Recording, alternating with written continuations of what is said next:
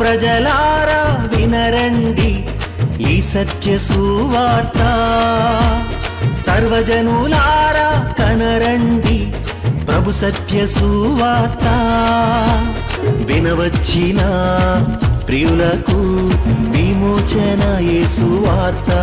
ప్రభు అయిన యేసుక్రీస్తు వారి యొక్క నామములో మిమ్మల్ని అందరినీ ప్రేమతో ఈ సత్య సువార్త అనే ఈ కార్యక్రమానికి ఆహ్వానాన్ని తెలియజేస్తున్నా. హాయ్ ఫ్రెండ్స్, దేవుడు మిమ్మల్ని బహుగా దీవించినారు.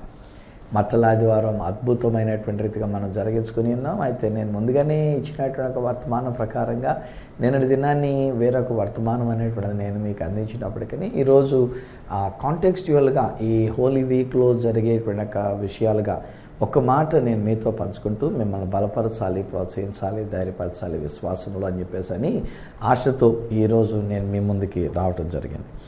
మార్కు సువార్త 11వ అధ్యాయంలో ఈ సన్నివేశం కనబడుతుంది. యాక్చువల్లీ వాళ్ళు ఆదివారం నాడు ఎలాగున్నా వెళ్ళిన తర్వాత మరుసటి రోజున, అనగా ఆదివారం నాడు జయోత్సవంతో యెరూషలేములోకి వచ్చారు.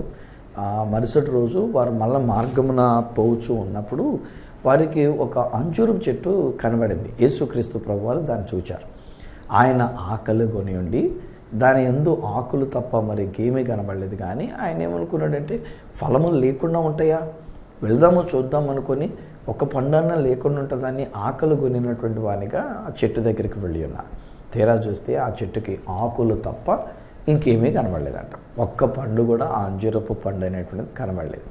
నేను సాధారణంగా జోర్డాన్ దేశంలో వెళ్ళేటప్పుడు అండి మేము ఒక చోట ఆపిస్తూ ఉంటాను.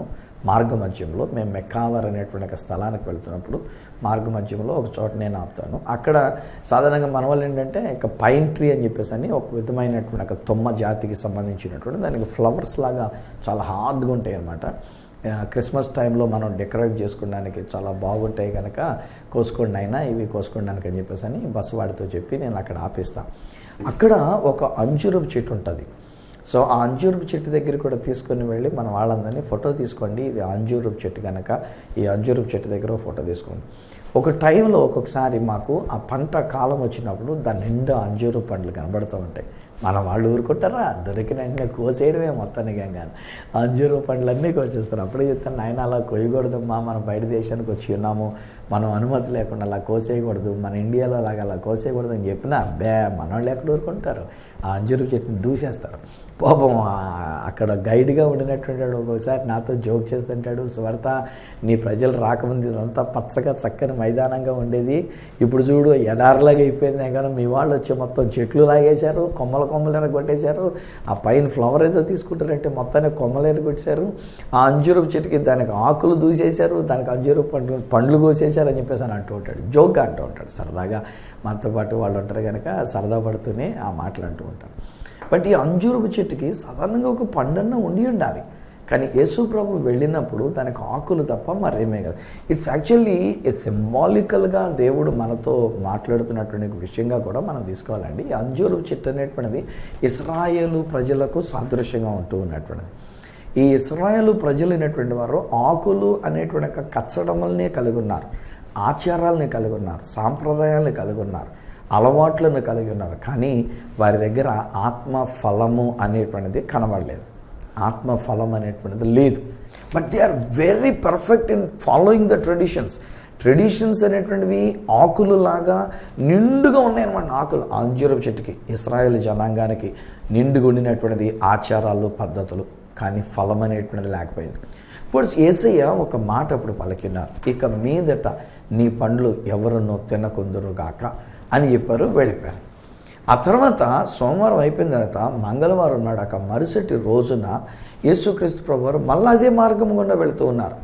ఆ మార్గం గుండా వెళుతున్నప్పుడు శిష్యులు అది చూచి, ఇక్కడ యేసు ప్రభు దానిని గమనించలే, కానీ శిష్యులు అది చూచి ఆ చెట్టు వ్రేళ్లతో సహా ఎండిపోవడం చూచి ప్రభుని పిలిచి అన్నారు, ప్రభా నిన్నటి దినాన్ని నువ్వు పలికవే, ఇక మీదట నీ పండ్లు ఎవరన్నో తినకుందురుగా అని చెప్పావు కదా, ఆ చెట్టు ఎలా ఎండిపోయిందో, ఆకులతో సహా వ్రేళ్లతో సహా మొత్తం అంతా ఈ చెట్టు ఎలా ఎండిపోయిందో చూడు ప్రభు అని చెప్పేసి అంటే అప్పుడు ప్రభువారు చెప్తున్నట్టు మాటలు, అది మన యొక్క విశ్వాసానికి సంబంధించినటువంటి మాటలు. మార్కు సువార్త 11వ అధ్యాయము 22, 23 వచనాలలో వ్రాయబడినటువంటి ఒక మాటలు మనం ధ్యానం చేసుకుందాం. అందుకు యేసు వారితో ఇట్లా, నేను మీరు దేవుని యందు విశ్వాసం ఉంచండి. యాక్చువల్లీ ఇక్కడ కూడా ఒక మాట అండి, ఇంగ్లీష్లో వ్రాయబడిన మాట ప్రకారంగా ఒకవేళ దాన్ని మనం ధ్యానం చేయవలసి వస్తే అక్కడ ఏముందంటే have God kind of faith అని అంటారు. అక్కడ have God kind of faith, not have faith in God కాదు, దేవుని యందు విశ్వాసం ఉంచుడి అనేది కాకుండా అక్కడ భావం ఏ విధంగా ఉండాలంటే దేవునికున్న విశ్వాసము వంటి విశ్వాసము మీరును కలిగి ఉండండి. ఎవరికి ఉంది ఇక్కడ విశ్వాసం? యేసుక్రీస్తు ప్రభు వారికి ఉన్నటువంటి విశ్వాసం. చూడండి, అందుకని యేసుక్రీస్తు ప్రభు వారు ఒక మాట పలికారు అంతే, ఇక మీదట నీ పండ్లు ఎవరునూ తినకు, శపించలే, ఒక మాట పలికారు, ఇక మీదట నీ పండ్లు ఎవరునూ తినరు అనేటువంటి రీతిగా. మరుసటి రోజుని యేసుక్రీస్తు ప్రభువారు వెళ్ళి ఆ చెట్టు ఎండిపోయిందా లేదని చూడలే, ఆ చెట్టు ఎండిపోయిందో లేదో చూడడానికి ఆ మార్గం గుండా వెళ్ళలే, అసలు దాన్ని పట్టించుకోలే. నిన్న పలికాను, అయిపోయింది అక్కడితోటి, ఇంకా మళ్ళీ దాని గురించి నాకెందుకు. ఇది యేసు ప్రభులో ఉన్నటువంటి విశ్వాసం, దేవునికి ఉన్న విశ్వాసం అంటే విశ్వాసం. ఇంకా చెప్పినా ఒక మాట, ఈవెన్ దేవునికి ఉన్నటువంటి విశ్వాసం అనేటువంటిది ఏమైంది అని అంటే ఆదికాండం 1వ అధ్యాయం 2వ వచనములో ఈ భూమి నిరాకారముగాను శూన్యముగాను ఉండి ఉన్నది, చీకటి అగాధ జలముల పైన కమ్మి ఉన్నది, దేవుని ఆత్మ జలముల పైన అల్లాడుచున్నది. ఇది 2వ వచనం యొక్క సారాంశం, అక్కడ ఉన్నటువంటి ఒక వాస్తవం, అక్కడ జరుగుతున్నటువంటి విషయం. అతిలోగా దేవుడైన యెహోవా 3వ వచనంలోకి వచ్చేసరికి ఏమంటాడంటే వెలుగు కమ్మని పలుకగా వెలుగు కలిగెను. He did not look at the darkness, చీకటి వైపు చూచి వామ్మో ఇంత చీకటి, మనం ఏం చేస్తే ఈ చీకటి పోద్ది, ఇక్కడ వెలుగుని ఎలా రప్పించాలి, ఇలాంటి మాటలన్నీ ఆయన మాట్లాడలే. రెండోది, అప్పటికింకా సూర్య నక్షత్రాలు అయినటువంటి వాటిని చేసినటువంటిది కాదు. ఎందుకంటే ఆ తర్వాత 4వ దినం వచ్చేసరికి దేవుడు సూర్యుడిని, చంద్రుడిని, నక్షత్రాలని వీళ్ళని కలుగు చేసినట్టుగా దేవుని యొక్క వాక్యం సెలవిస్తూ ఉంది. సూర్యుడు లేకుండా, నక్షత్రములు లేకుండా, స్వయం ప్రకాశకములైనటువంటి గొప్ప జ్యోతులు, పెద్ద జ్యోతులు అయినటువంటి ఈ యొక్క జ్యోతులు లేకుండా నా దేవుడు పలికినటువంటి మాట ఏమిటంటే విశ్వాసానికైన నిర్వచనం. హెబ్రీ పత్రిక 11వ అధ్యాయం 1వ వచనం, విశ్వాసం అనున్నది నిరీక్షింపబడు వాటి యొక్క నిజస్వరూపమును అదృశ్యమైనవి ఉన్నవి అనడానికి రుజువు, అది విశ్వాసం అంటేనో అని చెప్పేసి అని ప్రభు సెలవిచ్చినటువంటి ఒక మాట కదా. సో ఇప్పుడు దేవుడు, తండ్రి అయిన దేవుడు, యెహోవా దేవుడు, సృష్టికర్త అయినటువంటి ఒక దేవుడు ఇక్కడ సూర్యుడు కానీ నక్షత్రాలు కానీ స్వయం ప్రకాశకములై ఉండి వెలుగునిచ్చేటువంటివి లేకపోయినప్పటికీ భూమి కటికమైనటువంటి ఒక చీకటితో కప్పబడి చాలా కాలంగా చీకటిలో ఉన్నప్పటికీ దేవునికున్న విశ్వాసముతో పలికిన మాట ఏంటంటే వెలుగు కమ్ము అని పలుకగా వెలుగు కలిగెను. సో అందుకని ఇప్పుడు ప్రభువైన యేసయ్య మనకును నేర్పిస్తూ అంటున్న మాట ఏంటంటే దేవునికి ఎలాంటి విశ్వాసం అయితే ఉందో అలాంటి విశ్వాసమును మీరును కలిగి ఉండండి. ఈరోజు నా కార్యక్రమాన్ని వీక్షిస్తున్న నా ప్రియ స్నేహితులారా, నా ప్రియ సోదర సోదరీమణులారా, ఒకవేళ ఈరోజు మీరు ఎలా మాట్లాడుతున్నారో ఒకసారి ఆలోచన చేసుకోండి. మీ మాట విధానం మీరు ఎలా పెట్టుకొని ఉన్నారు. చాలాసార్లు మనం మాట్లాడితే వాస్తవాలనే మనం మాట్లాడుతూ కూర్చుంటాం. అయ్యా నాకు బాగోలేదండి, నాకు చెయ్యి లాగుతుందండి, నాకు తలపోటు అండి, నాకు బీపీ అండి, నాకు షుగర్ అండి, నాకు పలానా వ్యాధి అండి, మా ఇంటిలో ఎవరూ సరిగ్గా మాటినట్లేదండి, ఇంటిల్లి పాది రక్షణ లేదండి. ఇవి ఉన్న వాస్తవాల్ని మనం మాట్లాడుతూ ఉన్నాం. విశ్వాసం ఉన్నటువంటి విశ్వాసి వాస్తవాలను మాట్లాడద్దు, సత్యం అనేటువంటి దానిని మాట్లాడదాం. సత్యం ఏమని చెప్తుందంటే ఏమి జరగాలని నువ్వు కోరుకున్నావో దానిని పలుకు. అక్కడ ప్రభువైన యేసుక్రీస్తు వారు పండ్లుంటాయేమో అని ఆశతోటి వెళ్ళారు. తీరా చూస్తే అక్కడ అంజూర పండ్ల చెట్టుకు లేవు. సో ఒక మాట పలికారంతే, ఇక మీదట నీ పండ్లు ఎవరునూ తినకొద్దురుగాకని పలికారంతే. ఎండిపో, వేళ్లతో సహా ఎండిపో, ఇప్పుడే ఎండిపో, ఓ తండ్రి నేను మొరపెడుతున్నాను, నా ప్రార్థన ఆలకించి ఈ చెట్టుని ఎండబెట్టి, ఇలాంటి మాటలన్నీ పలకలే. విశ్వాసపు మాట, ఒక్క మాట చాలండి మన జీవితంలో ఎలాంటి విషయాలైనా సరే జరగడానికి. ఇది నాని దేవుడు మనకు నేర్పిస్తున్న మాట. అది దేవునికున్న విశ్వాసము వంటి విశ్వాసము మనమును కలిగి ఉండి మనం ఏదైనా ఒక విషయం మాట్లాడితే ఆ మాట చొప్పున అది జరిగి తీరుతుంది. హల్లెలూయా. ఈరోజు నీ మాట జాగ్రత్తగా ఉండాలని కోరుతున్నాను. మనం మాట్లాడేటప్పుడు అనుమానంతో మాట్లాడొద్దు, భయముతో మనం మాట్లాడొద్దు, అవిశ్వాసముతో మనం మాట్లాడవద్దు, వాస్తవాలని అంతకంటే మాట్లాడొద్దు. నా దేవుడు చూడండి మాట్లాడినప్పుడు, అయ్యో ఈ చెట్టు ఆకులు తప్ప దీనికి ఇంకేమీ లేవు, ఎంతకాలం దీనికి ఆకులే ఉంటూ ఉన్నాయి, ఆకులు ఉన్నప్పుడు కనీసం ఒక్క పండైనా ఉంటుంది అనుకొని ఆశతో నేను వచ్చాను, ఇవన్నీ చెప్పలే. అక్కడ చీకటి ఉన్నప్పుడు, అయ్యో ఇంత కఠినమైనటువంటి ఒక చీకటి, ఈ చీకటిని ఎలా నేను పారద్రోలాలి, ఏం చేస్తే ఈ చీకటి అంతా తొలగిపోయి వెలుగు అనేటువంటిది ఇక్కడ కలుగుతుంది, ఈ విషయాలన్నీ మాట్లాడలే. ఈ జస్ట్ స్పోక్ ద సొల్యూషన్. ఇది విశ్వాసం అంటే. హాయ్ ఫ్రెండ్స్, ఈ రోజున మీరు కూడా మాట్లాడేటప్పుడు విశ్వాసముతో కూడిన మాటనే మాట్లాడండి. విశ్వాసమనే మీ నోటి మాటగా మీరు పలకండి. ఎప్పుడైతే విశ్వాసముతో కూడిన మాట మనం పలుకుతామో, మనం పలికిన మాట జరిగి తీరుతుంది. అందుకనే ప్రభువారు అంటున్నారు, దేవునికి ఉన్న విశ్వాసము వంటి విశ్వాసము మీరును కలిగి ఉండండి. ఈ అంజూరపు చెట్టునకు జరిగినటువంటిది ఏమంది పెద్ద గొప్ప సంగతి. అప్పుడు అక్కడ పక్కనే ఒక కొండలా కనబడితే యేసుప్రభువు చూపించి అంటారు కదా, ఎవడైనను ఈ కొండను చూచి నీవు ఎత్తబడి సముద్రములో పడవేయబడుమని చెప్పి తన మనసులో సందేహింపక తాను చెప్పినది జరుగునని నమ్మిన ఎడల వాడు చెప్పినది జరుగును. సూపర్ మాట్లాడండి బాబు. హంగాను ఫ్రెండ్స్, ఏమైపోయిందనండి ఈనాటి మన క్రైస్తవ్యం, మనం ఎంతసేపు అడుక్కునే లాంగ్వేజ్ మనం పెట్టుకుంటూ ఉన్నామండి. దేవుని దగ్గర భిక్షం ఎత్తుకునేటువంటి ఒక భిక్షాందేహి అనేటువంటి రీతిగా ఇదండి మన లాంగ్వేజ్ అయిపోయింది. ప్రార్థన అన్నం అంటే చాలు అర్థించడం తప్ప అందులో మిగతా ఇంకేం కనపడడం లేదు, అడుక్కోవడం తప్ప ఇంకేం కనపడడం లేదు.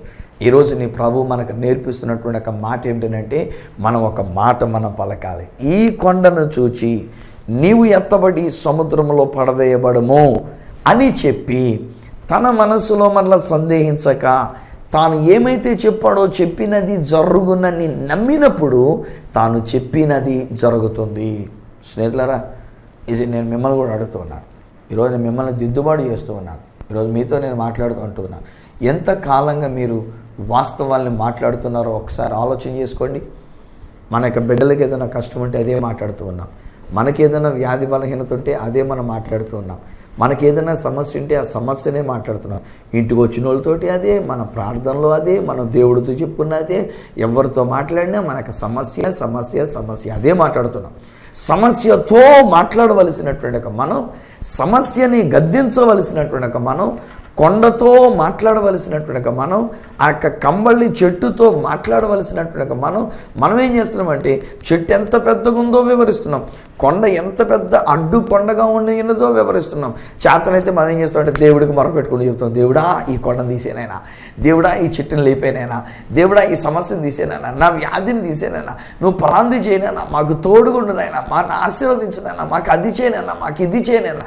ఎంతసేపు ఇదే మాటలు, మన యొక్క మాటలు అడుక్కునేటువంటి ఒక రకమైనటువంటి మాటలు. No, that is wrong. ఈరోజు నేను చెప్తున్నాను, ఈరోజు నేను దేవుని యందు విశ్వాసం ఉంచినటువంటి విశ్వాసులమైనటువంటి మనం సమస్యను చూచి సమస్యను మనం గద్దించాలి. ఏ కొండ, నీవు ఎత్తబడి సముద్రంలో పడవేయబడు.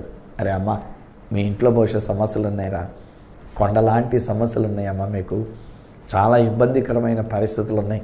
తెలుసో తెలియకో మీరు అప్పు చేశారో, అప్పులు బాధలో మీరు ఉండి ఉన్నారు. ఏదో పరిస్థితి చేత ఒక భయంకరమైనటువంటి ఒక బలహీనత, ఒక టైఫాయిడ్ వచ్చినటువంటి వాళ్ళు ఒకళ్ళు ఉన్నారు. ఈరోజుని హెపటైటిస్ బి అనేటువంటి ఒక బలహీనతతో ఉన్నటువంటి వాళ్ళు ఒకవేళ ఈరోజు ఈ నా కార్యక్రమాన్ని వీక్షిస్తున్నారు.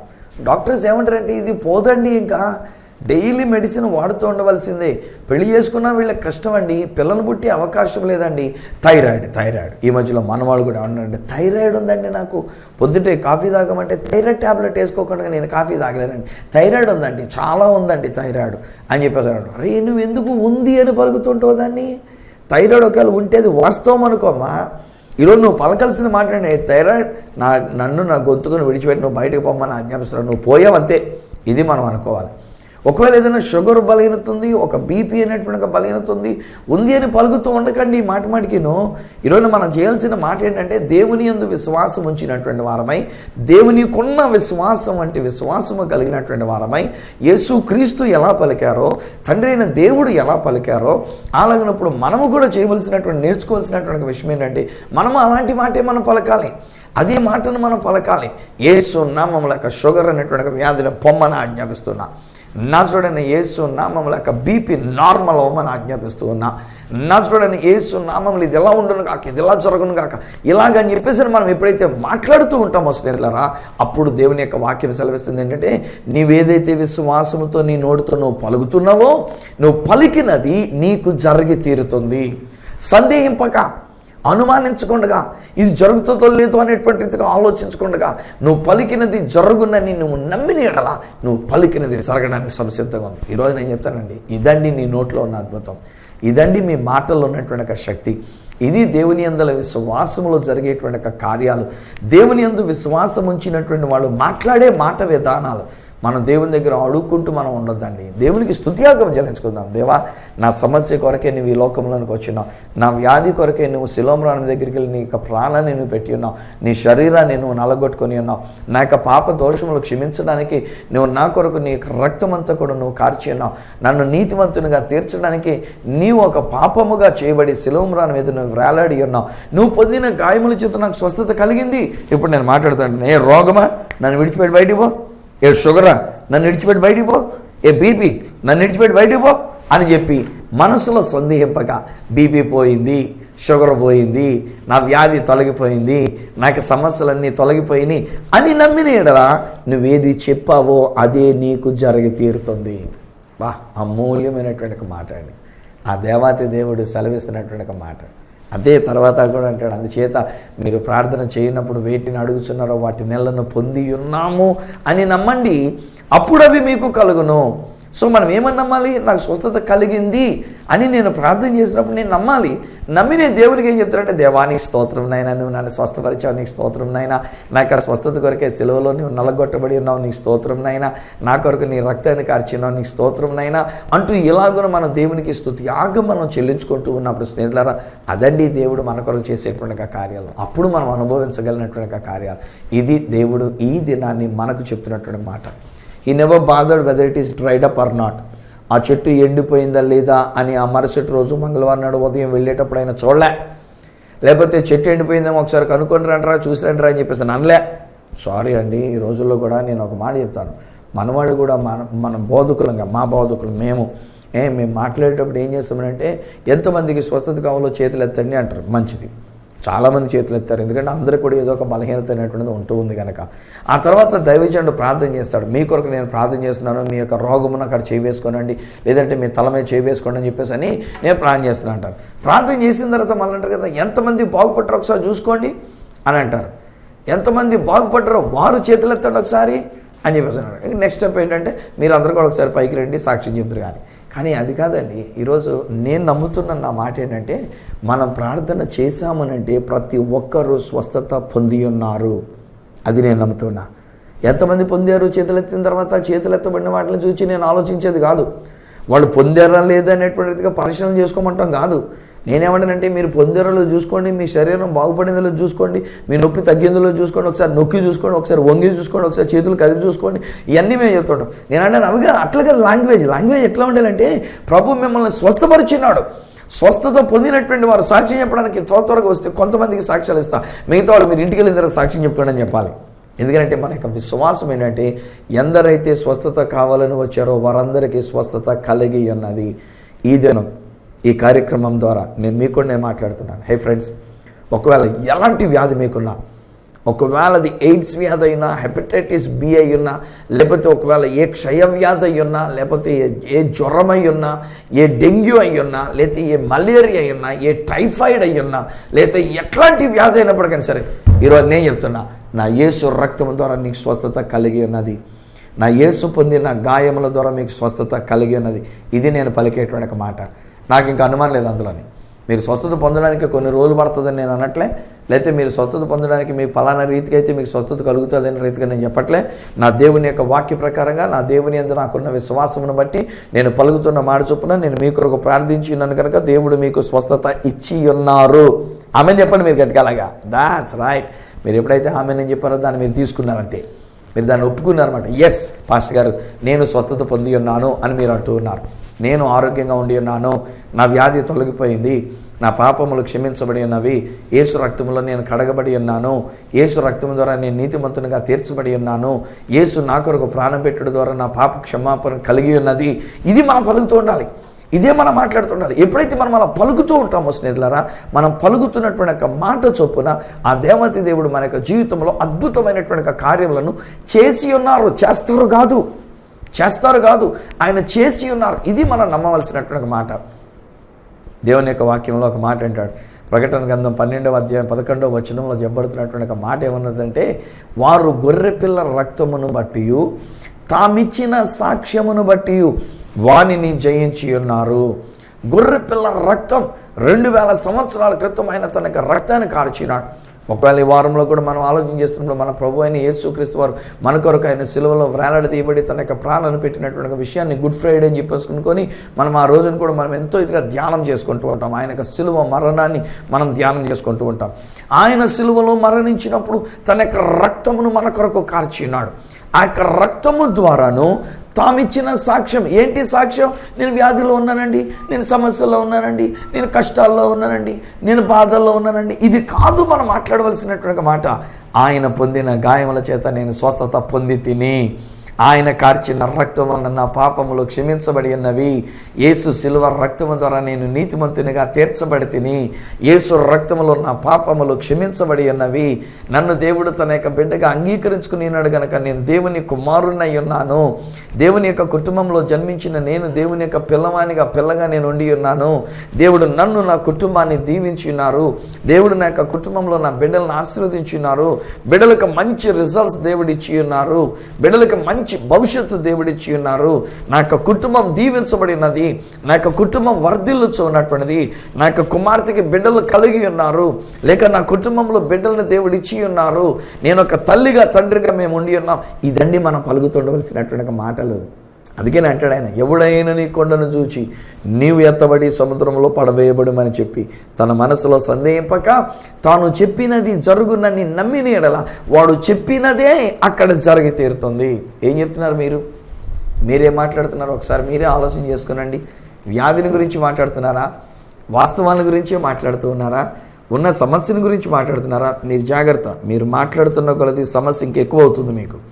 మీరు అదే వ్యాధిని గురించి మీరు మాట్లాడుతుంటే వ్యాధి అలాగే ఉంటుంది, అది వ్యాధిని తొలగిపోయేటువంటిదిగా ఉండదు. ఇంకా మీరు ఎటువంటి బలహీనత అయినా, ఎటువంటి వ్యాధి అయినా, ఎటువంటి పరిస్థితి అయినా ఆ దేవతి దేవుడు మనకు విజయాన్ని ఇచ్చేసారా? అయినా మనం విజయాన్ని పొందుకొని ఉన్నాం, మన స్వస్థత పొంది ఉన్నాం. ఇది ప్రకటన గ్రంథం 12వ అధ్యాయంలో ప్రభు సెలవిస్తున్నటువంటి మాట. గొర్రెపిల్ల రక్తమును బట్టి తామిచ్చిన సాక్ష్యమును బట్టి. పలకండి స్నేహితులారా, ఈరోజు మీ బిడ్డల మీద ఒక దీవెన మాట పలకండి, మీ కుటుంబం మీద ఒక ఆశీర్వాదాన్ని పలకండి. వాస్తవాన్ని మీరు మాట్లాడకండి. ఏది గద్దించాలో దానిని గద్దించండి, ఏది బంధించాలో దానిని బంధించండి, ఏది విడుదల చేయాలో దానిని విడుదల చేయండి. ఒకవేళ ఇంటిలో సమాధానం లేదా పలకండి, ఇంటిలో సమాధానం కలుగును గాక. మాకు ఫోన్ చేయకండి బిడ్డలు, మేము పలకాలని చెప్పేసి మాత్రమే కోరుకోకండి. మేము పలకడానికి సిద్ధంగా ఉన్నాం, మేము మిమ్మల్ని దీవించడానికి మీ కొరకు ప్రార్థించడానికి మేము సిద్ధంగా ఉండినాం. కానీ దానికంటే అధికంగా నేను చెప్తున్నటువంటి ఒక మాట ఏమంటే మీరు పలకొచ్చు. దేవుడు మీ నోట మాట పెట్టి ఉన్నాడు. ప్రభు మాట్లాడుతుంటున్నాడు, దేవుని యందు మీరు విశ్వాసం ఉంచున్నారు, నా యందును విశ్వాసం ఉంచండి. దేవునికి ఉన్న విశ్వాసం వంటి విశ్వాసం మీరును కలిగి ఉండండి. మీరు విశ్వాసము కలిగి మీరు ఏది పలుకుతారో అది జరిగి తీరుతుంది. ఈరోజు నేను నమ్ముతున్నా, ఖచ్చితంగా ఈయన మాటలు పెట్టినటువంటి మీలో ఒకరు బహుశా చాలా వ్యాధితో బలహీనతో ఉండి ఉన్నారు, లేవలేని స్థితిలో మీరు ఉండి ఉన్నారు. నజరేయుడైన యేసు నామములో నేను పలుకుతున్నా, ఆ వ్యాధి నుంచి మీకు విడుదల కలిగి ఉన్నది. యేసు నామంలో వ్యాధి విడిచి పొమ్మని ఆజ్ఞాపిస్తున్నాను. నాకు నొప్పి భుజంలో ఉన్నటువంటి నొప్పే కానీ, కాళ్ళలో ఉన్నటువంటి నొప్పే కానీ, చివరికి ఏమైనా తలపోటు నువ్వు తట్టుకోలేకపోతున్నారమ్మా సిస్టర్ గారు, ఆ యొక్క తలపోటుతో మీరు చాలా కృంగిపోతున్నటువంటి రీతి కొంటున్నారు, తల బద్దలాసిపోతుందని అనుకుంటున్నారు. జండు బాములు ఎన్ని శేషాలు చేశారు ఇప్పటికే మీరు. ఈరోజు నేను చెప్తున్నా, యేసు నామంలో మీకు ఆ తలపోటు నుంచి విడుదల కలిగి ఉన్నది. నజరేయుడైన యేసు నామంలో నేను పలుకుతున్నా, ఆ భయంకరమైనటువంటి ఒక వ్యాధి నుంచి కూడా ప్రభు మీకు స్వస్థత ఇచ్చి ఉన్నారు. మీరు స్వస్థత పొంది ఉన్నారు. పొందించండి అని నేను అడగట్లే, దేవా వీని స్వస్థపరచండి అని నేను అడగట్లే. ఎందుకంటే విశ్వాసముతో ఏది జరగాలని కోరుకున్నానో అది నేను పలుకుతున్న ప్రకారంగా నేను పలికినటువంటిది జరిగినది అని నేను నమ్ముతున్నా. మీకు జరిగిన తర్వాత ఒక ఉత్తరం రాయండి, మీకు జరిగిన తర్వాత ఒక ఫోన్ చేయండి, మీకు పిల్లలు పుట్టారు లేదు ఒకసారి ఫోన్ చేయండి. ఇది నేను అనట్లే, నేను అసలు ఎక్స్పెక్ట్ చేయట్లా. మీరు ఫోన్ చేయకపోతేనే నాకు ఇంకా మంచిది. అసలు ఏ ఫోను లేకుండా ఏ ఉత్తరం లేకపోయినా నాకు ఇంకా మంచిది. ఎందుకంటే ఐ నో ఫర్ ష్యూర్, నాకు తెలుసండి, నేను దేవుని యొక్క విశ్వాసం వంటి విశ్వాసం కలిగి నేను మాట్లాడుతున్నా. నేను ఏది మాట్లాడుతున్నానో దేవుడు జరిగించినాడు. ఆల్రెడీ గొర్రెపిల్ల రక్తమును బట్టి నేను ఇచ్చేటువంటి సాక్ష్యం అనే నా నోటి మాటను బట్టి నాకు విజయం అనేటువంటిది వచ్చేసింది కనుక నేను పలికి ఉన్నాను. నేను పలికిన మాట ఏంటంటే, మీకు స్వస్థత కలిగి ఉన్నది, మీ సమస్య తొలగిపోయినది, మీ బిడ్డలు దీవించబడి ఉన్నారు. ఎవరైతే బిడ్డలు లేకుండా ఉండి ఉన్నారో వారికి దేవుడు బిడ్డల్ని ఇచ్చి ఉన్నారు. ఇచ్చును గాక అనట్లే నేను, దేవుడు మీకు బిడ్డల్ని ఇచ్చి ఉన్నారు. ఆ వ్యాధి, ఆ నొప్పి, ఆ బాధ అది తొలగిపోయినది.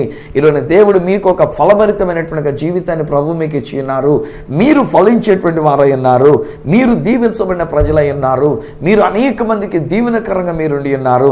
ఇలాగ నేను పలికిన ఈ మాట చొప్పున దేవుడు మీ కొరకు కార్యం చేసినాడు. తండ్రి, నీకు వందనాలు నాయనా. ఈ బిడ్డల యొక్క జీవితంలో ఇట్టి కార్యాలను నువ్వు జరిగించినందుకు నీకు వందనాలు. నీ యొక్క రక్తమును బట్టి, నీవు పొందిన గాయములను బట్టి, నీ అందులో ఉన్నటువంటి విశ్వాసమును బట్టి, నీకున్న విశ్వాసం అంటే విశ్వాసం మాలో పెట్టి మమ్మల్ని మాట్లాడింపజేస్తున్న మా నోటి మాటను బట్టి మాకు విజయాన్ని మీరు ఇచ్చినందుకు నీకు వందనాలు చెల్లించుకుంటున్నాం. గొర్రె పిల్ల రక్తమును బట్టి, మేము ఇచ్చే సాక్ష్యం అనగా మేము పలికే మాటను బట్టి మీరు మా కొరకు గొప్ప విజయాన్ని మీరు అనుగ్రహించినందుకు నీ కోటి కోటి స్తుతులైనా. యేసు నామములో నేను పలికిన ప్రతి వ్యాధి నుంచి వీరికి స్వస్థత ఇచ్చినందుకు నీకు వందనాలు.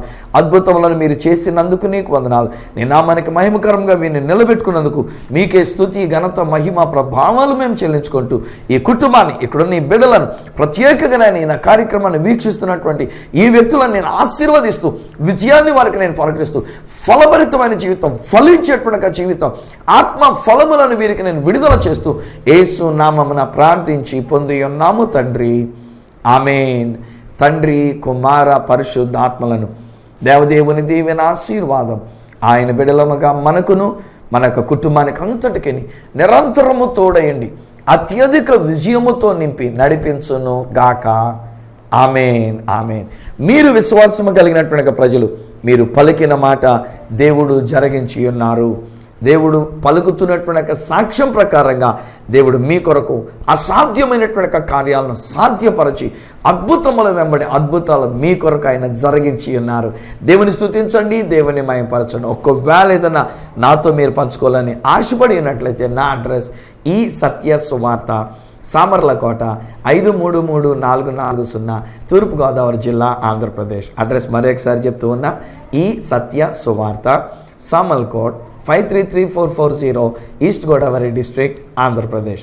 అప్పటికి ఒకవేళ నాతో మీరు పర్సనల్గా ఫోన్లో మాట్లాడాలని కోరుకున్నట్లయితే నా ఫోన్ నెంబర్స్ 9848110907, 9440040992, 8885527662.